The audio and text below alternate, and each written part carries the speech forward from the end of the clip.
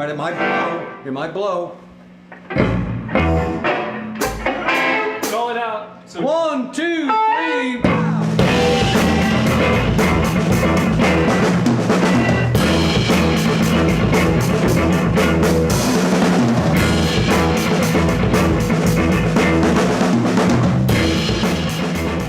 So I think we just sort of accidentally started just playing over here at Steven's house. He'd left his recording equipment over here.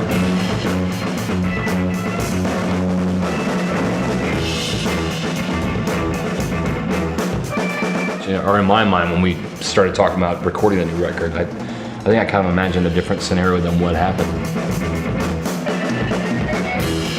I think as soon as it got to where the house was empty and we didn't have to worry about waking up the kids, I think Steven was itching to get his drums and stuff out and just play.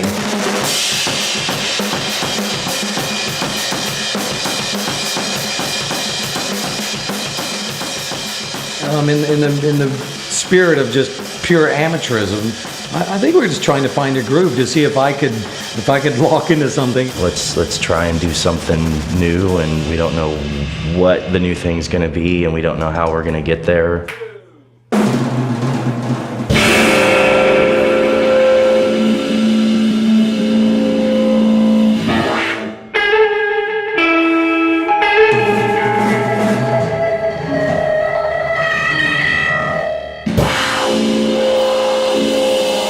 You know, we'd play for 10 minutes, and not very much of it would seem worthy of much, but then we'd go back and listen, there'd be like a moment or two. Hey, that's cool, quick, throw a microphone up and let's see if we can get that.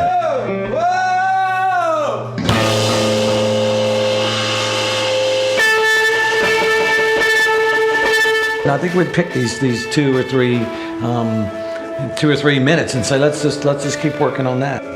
See where we could take that just as quick as possible, not worrying about, does this sound any good? It just surprised us that it was something that we wouldn't have arrived at just from us writing a song or calculating, time signatures or playing into a computer. So You haven't set yourself in a place yet. You're just.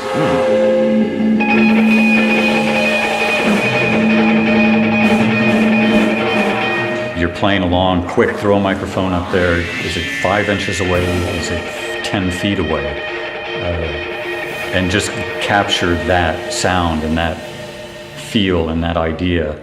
But I think this record, more than I think any other record that we've ever done, and that's including even our earliest records in the early 80s, almost none of the songs that we wrote ended up on the record, but they all led somewhere to me that seemed more strange or more interesting or more new or more just unexplainable.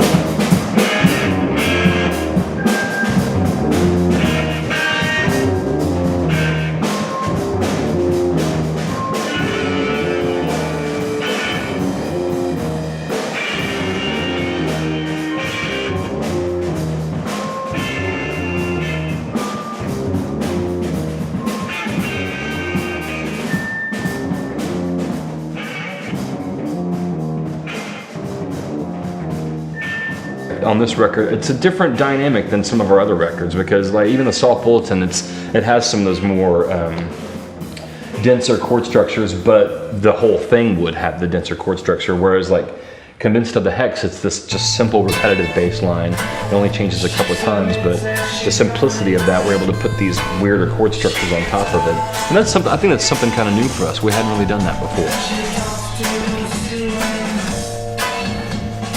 But I think this time, doing a double record, I think we started off way out in the woods and went further and further and further.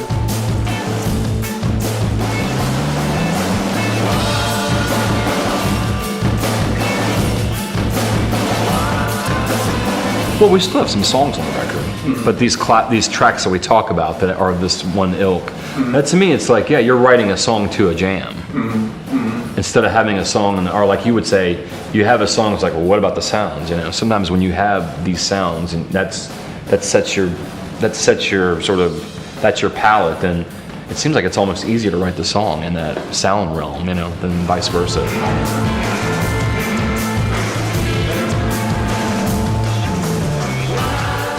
Songs that we thought, this is a good song, it would change, and then we'd rewrite it, and we'd do it again and again.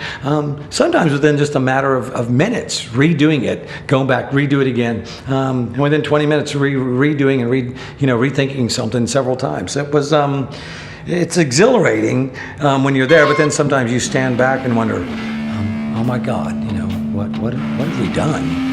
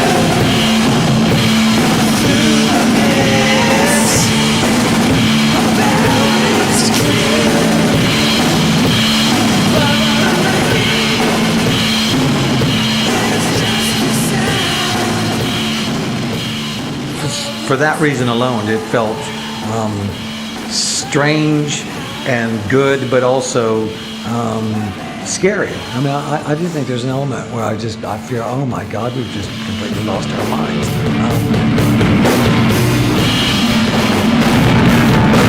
And this is the part where my dad would actually walk in and turn the power off in the room and start screaming at me and my friends.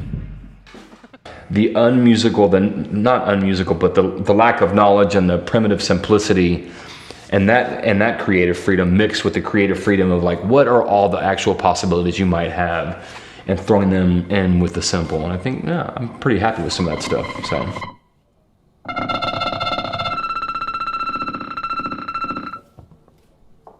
Can you hear it? Everything was either, let's go back to barbarically recorded here, under the gun and not really knowing what I'd say we're doing, but I could say as an engineer not really know what I'm doing, you know, whatever. And then having the chaos of that be sort of the blueprint, and then taking that to the studio, that's the thing that worked the best, I think. Dave Fridman pushed us and challenged us and made us rethink all the ways that we were, I don't know, that we thought we were good at before, maybe things that we thought we were comfortable with.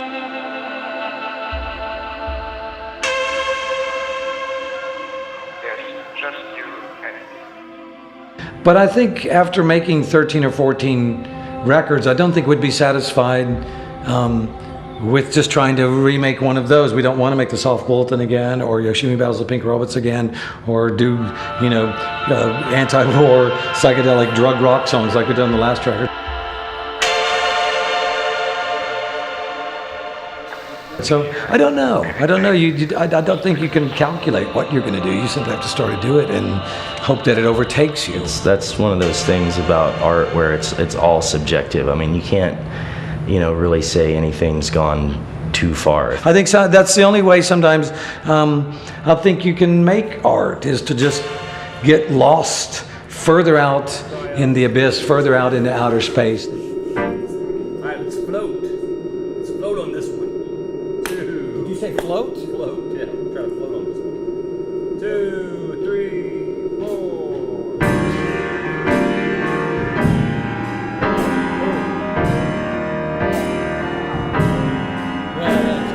Start again. and there would be some things that when I first heard, like, really, are we really going with that? But now when I hear, I'm really glad we didn't mess with it, you know? Yeah. These don't sound too good. Yeah, I would say just these two guys right here. I can't really hear you, so. There's no right sounds, because any sound, that could be the good sound, or it could actually be the right sound for the song. Yep. You want to try shapeless again? Sure, yeah. Okay. Before, you know, it would be, you know, I want everything to be very precise and in time, and you know, that's not always the best thing. Okay. 1, 2, 3.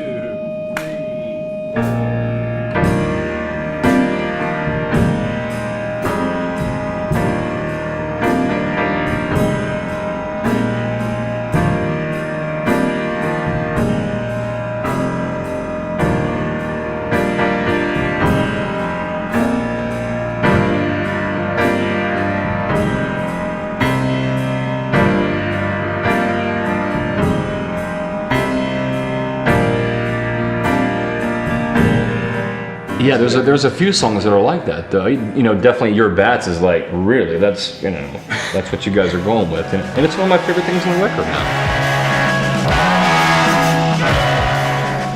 And really the demo things that we did as demos, none of those we actually re-recorded as real songs and kept on the record.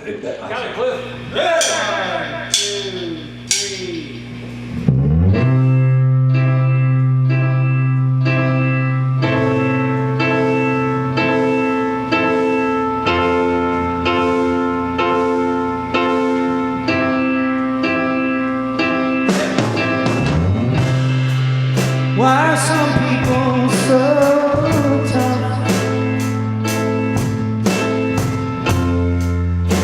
while others are so weak?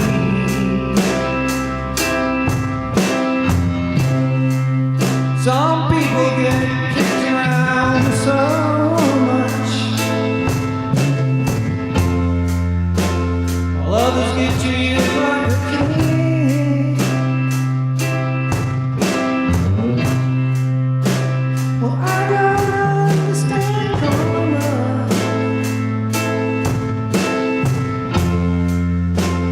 Don't know what that could mean. And sometimes all the best of people suffer and sleep. I don't think we really do demos. Demos, they always become something else.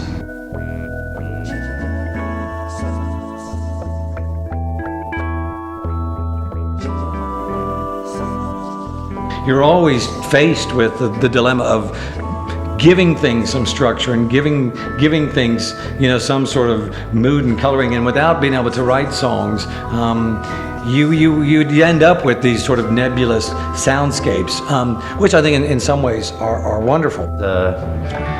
It was a little bit strange, but then, you know, you just get used to like not worrying so much about, oh, it's me playing. It's something that the song needs.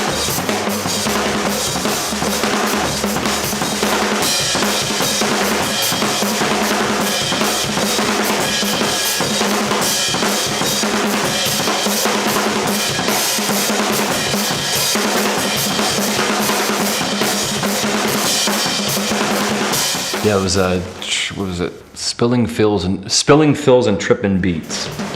Like he'll spill out his fills, you know. I think there was once or twice that I thought like, oh man, that was pretty cool, and then going in like, it's kind of tame or kind of timid, or it's not what we're looking for. But in Cliff's defense, you know, I mean, I know how we've been working together for, you know, however many years now with Cliff, and he's been playing with us, but to get in that environment where you're recording and you're with Dave Fridman, you're at Tarbox, and dude, you better just do something or there'll be nothing, and some other solution will be found. I think that was probably the best thing that could have happened to Cliff, because that's just the reality of it. It's like, we're not spending a whole day trying to figure out how to reinvent a drum kit or a drum sounds or a drum beat. Just better do something fast, or I'll get sent out there, or shit, Dave Fridman will go out there and try something. So, or we'll just fire up the Reason and program some drums. So it's like, go, go, go. And I think that actually worked to his advantage, because Cliff, I love you, but you overthink things too much sometimes.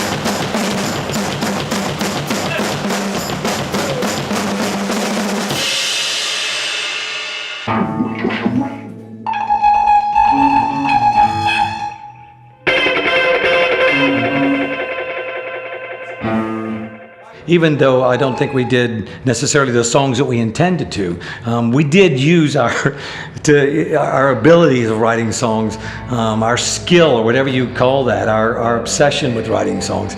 We used that, I think, even more than ever. Why would we have gone for it? If anything, just to try something that we hadn't tried before, or just the desperation of maybe if we do that, we'll get some combination of things we wouldn't get otherwise. That's all I can think of, you know, or just some happy accident. Just I don't know. It's a good question.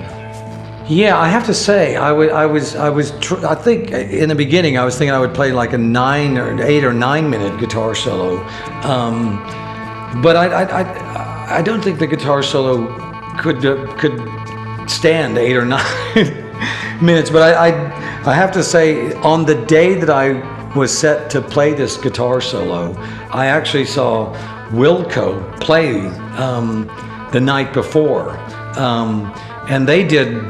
During their set, they did some amazing guitar solos that some of them went on for 5, some of them go on for 10 minutes, some perhaps even longer than that.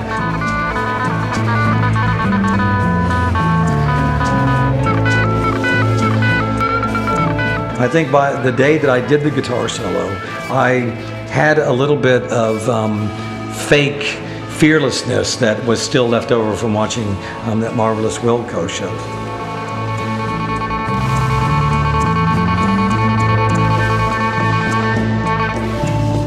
You can never underestimate the power of inspiration. It gets you through the insecurity of thinking, can I do this?